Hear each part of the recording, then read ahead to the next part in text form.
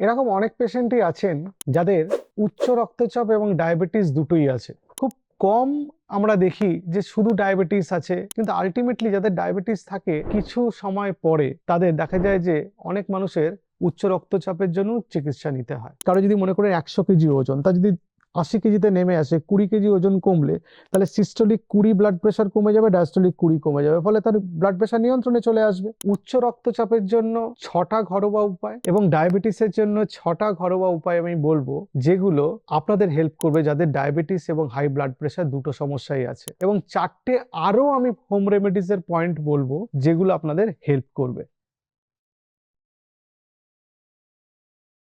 এরকম অনেক পেশেন্টই আছেন যাদের উচ্চ রক্তচাপ এবং ডায়াবেটিস দুটোই আছে। খুব কম আমরা দেখি যে শুধু ডায়াবেটিস আছে, কিন্তু আলটিমেটলি যাদের ডায়াবেটিস থাকে কিছু সময় পরে তাদের দেখা যায় যে অনেক মানুষের উচ্চ রক্তচাপের জন্য চিকিৎসা নিতে হয়। তো কিছু ঘরোয়া উপায় আছে যেটা উচ্চ রক্তচাপ এবং ডায়াবেটিস এই দুটো অসুখই যাদের মধ্যে আছে তাদের হেল্প করতে পারে বা তাদের এটা নিয়ন্ত্রণে সাহায্য করতে পারে। এরকম উচ্চ রক্তচাপের জন্য 6টা ঘরোয়া উপায় এবং ডায়াবেটিসের জন্য 6টা ঘরোয়া উপায় আমি বলবো, যেগুলো আপনাদের হেল্প করবে যাদের ডায়াবেটিস এবং হাই ব্লাড প্রেশার দুটো সমস্যাই আছে।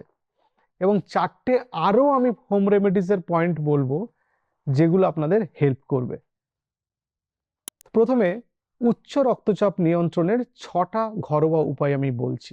1 নম্বর, নুন খাওয়ার পরিমাণ কমাতে হবে। সারাদিনে 5 গ্রামের নিচে নুন খেতে হবে। আমরা এরকম অনেক মানুষই আছি যারা পাতে অনেকটা করে নুন খেয়ে নিই এবং তাদের ধারণা নেই 5 গ্রাম নুন কতটা হবে। 5 গ্রাম নুন একটা চা চামচের নুন ভরে ওপরটা কেটে দিলে যে অংশটা থাকে সেইটা 5 গ্রামের কাছাকাছি। সুতরাং আপনি সেই নুনটা হাতে নিয়ে বা কোনো কাগজের উপর রেখে বা কোনো প্লেটে রেখে আপনি দেখবেন সারাদিনে এরকম অনেক নুনই আপনি খেয়ে নেন। প্রায় 15 গ্রামের কাছাকাছি নুন খান অনেকে। সুতরাং সেই নুন খাবার পরিমাণটা নিয়ন্ত্রণ করতে হবে। শুধু পাতে না, যে খাবার রান্না করছেন তরকারিতে নুন কম পরিমাণে দিয়ে খাওয়ার অভ্যেস তৈরি করতে হবে। কিছুদিন পরে আপনি অভ্যস্ত হয়ে যাবেন, প্রথম কয়েকটা দিন নুন কম আপনার লাগবে। অনেক সময় কিছু সেদ্ধ মাখার সময় বাড়িতে, বিশেষ করে আমরা বাঙালিরা নুন ব্যবহার করি, সেটার পরিমাণটা কমাতে হবে বা বর্জন করতে হবে। সেটা আলু সেদ্ধ মাখা হতে পারে বা অন্য কোনো সবজি সেদ্ধ করে মাখার সময় আমরা অনেকটা বেশি নুন ব্যবহার করি টেস্ট এনহ্যান্স করার জন্য, সেটাকে সুস্বাদু বানানোর জন্য। সেইটাকে অ্যাভয়েড করার চেষ্টা করতে হবে। এবং কিছু কিছু খাবার আছে, বিশেষত প্রসেসড কিছু খাবার, সেগুলোতে নুন বেশি থাকে, প্যাকেজ ফুড, সেগুলো টেস্ট বাড়ানোর জন্য এবং প্রিজারভেটিভ হিসেবে নুন বেশি দেওয়া থাকে। আবার যারা ফুচকা খেতে ভালোবাসেন, চানাচুর খেতে ভালোবাসেন, পাঁপড় খেতে ভালোবাসেন, তারা নিজের অজান্তেই অনেক বেশি নুন খান। যে ফাস্ট ফুড, জাঙ্ক ফুড গুলো বাজারে পাওয়া যায়, সেগুলো টেস্ট বাড়ানোর জন্য অনেক বেশি নুন দেওয়া থাকে, সেগুলোর মাধ্যমে শরীরের মধ্যে আমাদের নুন ঢুকে যায়। সুতরাং নুন কম পরিমাণে খাবার একটা অভ্যেস এবং পরিবেশ তৈরি করতে হবে। আপনি চাইলে বাড়িতে একা নুন কম খেতে পারবেন না, বাড়ির সবাইকে সেই পদ্ধতির মধ্যে ঢুকতে হবে, একটা স্বাস্থ্যকর পদ্ধতিতে, যে পদ্ধতির মাধ্যমে আপনি নুন কম খাবেন।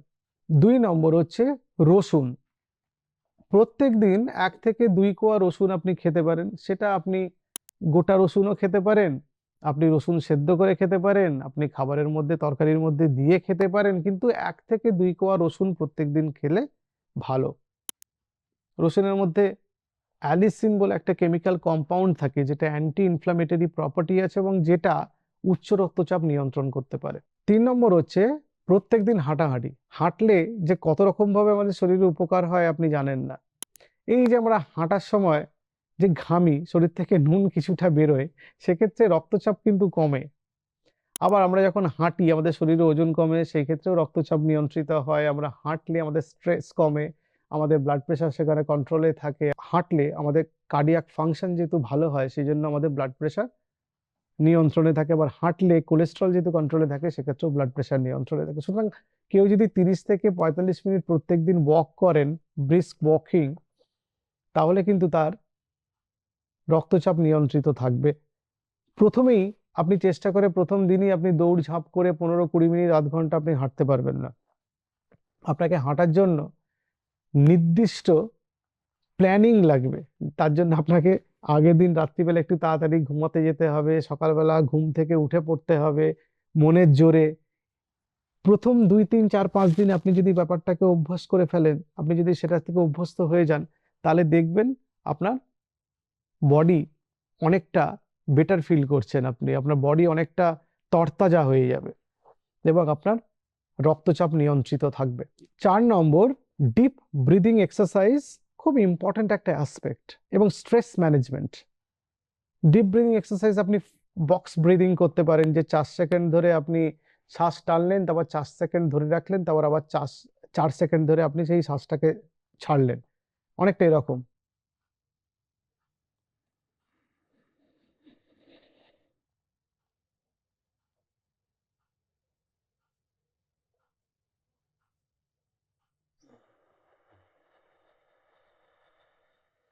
এটাকে বক্স ব্রিদিং বলে, স্কোয়ারের মতো 4-4-4। আবার 4-6 বলে একটা ব্রিদিং প্যাটার্নও আছে, সেটাও করতে পারেন। সে একই রকম, 4 সেকেন্ড ধরে শ্বাস নেবেন, 2 সেকেন্ড হোল্ড করবেন, 6 সেকেন্ড ধরে ছাড়বেন, লম্বা শ্বাস ছাড়বেন। এতে স্ট্রেস কমে, পরীক্ষায় প্রমাণিত। এবং স্ট্রেস কমলে কর্টিজল কম থাকবে, অ্যাড্রিনালিন কম থাকবে। অ্যাড্রিনালিন পালস রেট বাড়ায়, ব্লাড প্রেশার বাড়ায়। কর্টিজল ইনফ্লামেশন বাড়ায়, সেক্ষেত্রে রক্তবাহের স্বাস্থ্য খারাপ করে ব্লাড প্রেশার বাড়ায়। এই দুটো কম থাকার জন্য, স্ট্রেস হরমোন কম থাকার জন্য আপনার রক্তচাপ নিয়ন্ত্রণে থাকবে। এই ক্ষেত্রে যোগা, মেডিটেশন, মাইন্ডফুলনেসও আপনাকে হেল্প করতে পারে, সেটাও আপনারা ট্রাই করতে পারেন। 5 নম্বর, পটাশিয়াম রিচ ফুড খেতে হবে। আমরা জানি সোডিয়াম বা নুন জাতীয় খাবার খেলে ব্লাড প্রেশার বাড়ে, পটাশিয়াম জাতীয় খাবার খেলে ব্লাড প্রেশার কমে। আমরা যদি শাকসবজি, ফলমূলের মধ্যে বেশি বেশি পটাশিয়াম থাকে, আমরা যদি সেগুলো খাই, এবং এই পটাশিয়ামগুলো যে খাবারের মধ্যে থাকে, এই পটাশিয়াম ব্লাড ভেসেলসকে প্রসারণ করে, রক্তবাহের প্রসারণ করে দেওয়ালকে, তার জন্য রক্তচাপ কমে। সেটা কলা হতে পারে, সেটা কুমড়ো হতে পারে, সেটা বিভিন্ন ধরনের শাক হতে পারে, সেটা নারকোল হতে পারে, সেটা ডাব হতে পারে, যেটা ছোটখাটো যে কোনো ফল হতে পারে, আপেল হতে পারে, কমলালেবু হতে পারে, খেজুর হতে পারে, আপনার আঙুর হতে পারে, সব ফলেই পটাশিয়াম আছে। সেই জন্য আমি বলি যে ফল খাওয়ার অভ্যেস তৈরি করতে।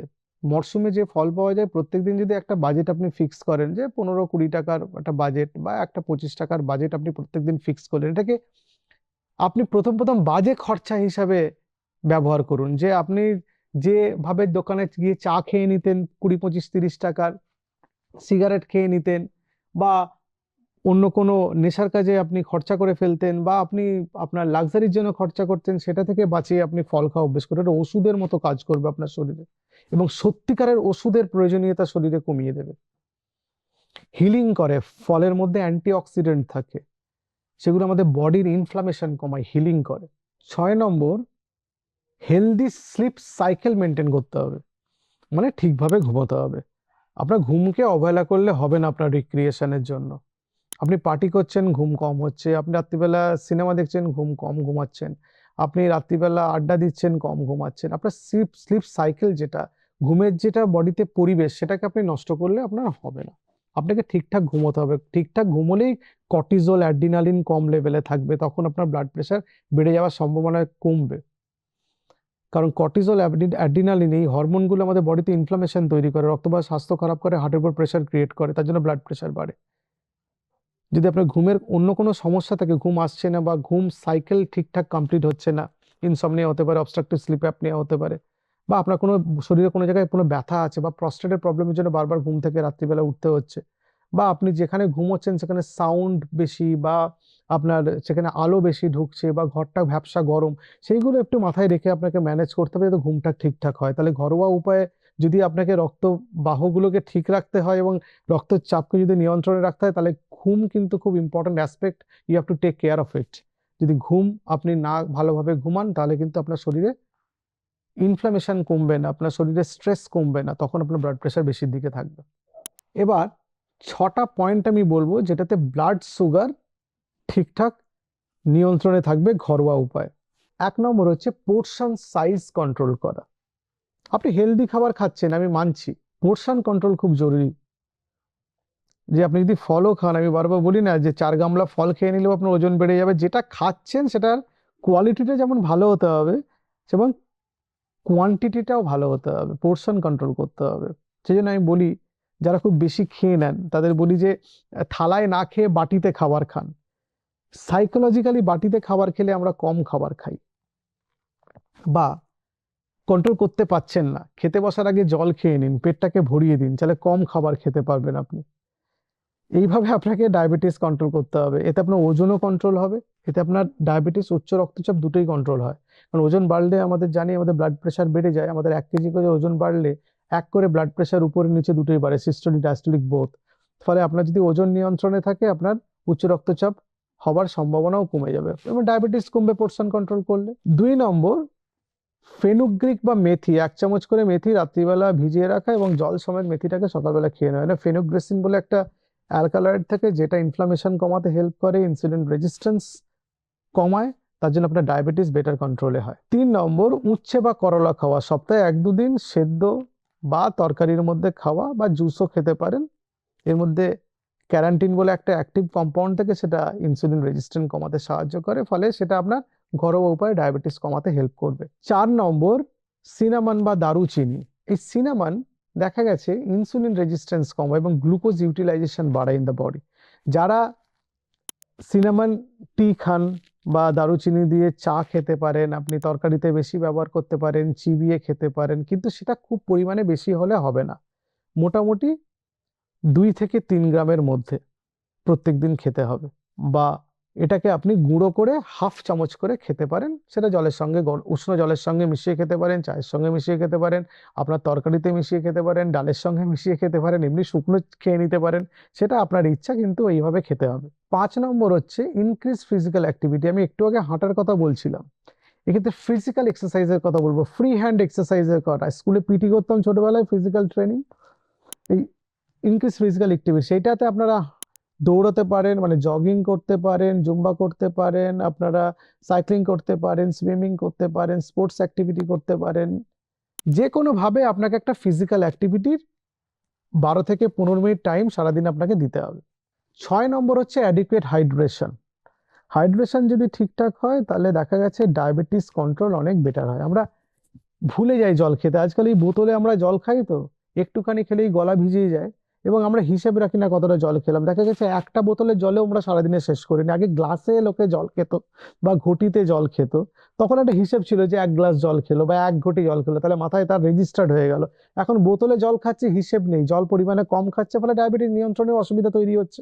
এরপর আরো 4টে আপনাদের ঘরোয়া উপায় বলবো বা টিপস বলবো, যেটা ডায়াবেটিস এবং উচ্চ রক্তচাপ দুটো নিয়ন্ত্রণেই হেল্প করবে। তার মধ্যে 1 নম্বর, শরীরে ওজন কমানো। দেখা যাচ্ছে 5 to 7% যদি ওভারঅল বডি ওয়েট আপনার কমে, তাহলে আপনার ডায়াবেটিস হওয়ার সম্ভাবনা 60% কমে যায়। যাদের অলরেডি ডায়াবেটিস এবং হাই ব্লাড প্রেশার আছে, তাদের সেগুলো নিয়ন্ত্রণে চলে আসে, কারণ ওজন কমলে ইনসুলিন রেজিস্ট্যান্স কমে, আর তার জন্য ডায়াবেটিস নিয়ন্ত্রণ বেটার হয়। এবং যাদের ওজন কমে, আমি বলেছি 1 কেজি করে ওজন কমলে 1 কেজি এক এক করে ব্লাড প্রেশার কমবে। কারো যদি মনে করেন 100 কেজি ওজন, তা যদি 80 কেজিতে নেমে আসে, 20 কেজি ওজন কমলে, তাহলে সিস্টোলিক 20 ব্লাড প্রেশার কমে যাবে, ডায়াস্টোলিক 20 কমে যাবে, ফলে তার ব্লাড প্রেশার নিয়ন্ত্রণে চলে আসবে। 2 নম্বর, কনসাস হতে হবে যে স্ট্রেস ম্যানেজমেন্টের জন্য, কারণ স্ট্রেস হরমোনগুলো ডায়াবেটিস এবং উচ্চ রক্তচাপ দুটোকেই খারাপ করে। কর্টিসল, অ্যাড্রিনালিনের কথা বলছি।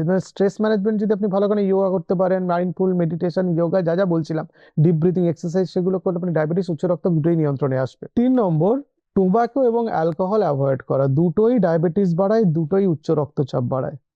তার সঙ্গে ডায়াবেটিস, উচ্চ রক্তচাপ বাড়িয়ে আপনার হার্টের অবস্থাও খারাপ করতে পারে, স্ট্রোক হওয়ার সম্ভাবনাও বাড়াতে পারে, ক্যান্সার তো করে, সেটা আলাদা কথা।